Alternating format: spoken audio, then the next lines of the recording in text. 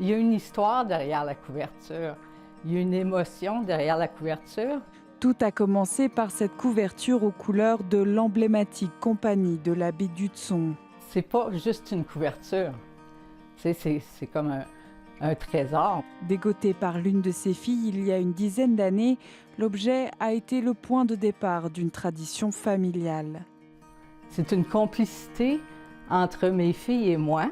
Ma plus vieille, elle est bonne pour les brocantes, puis ma plus jeune, c'est ça, j'ai quand même les émotions qui sont reliées à Noël quand elle m'a offert un casse-noisette de l'Abbé d'Hudson.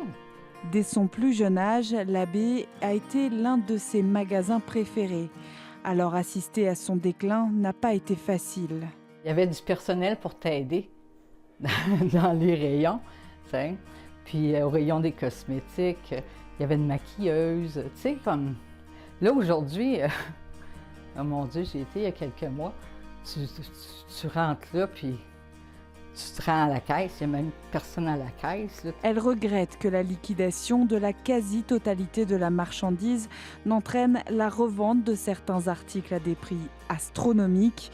Ce décapsuleur acheté pour quelques sous est désormais proposé sur des sites de seconde main pour 40 $. Je parlais à ma fille ce matin, elle dit « Oh maman, elle dit, si tu as besoin d'argent un jour, elle dit, elle dit tu peux le vendre. »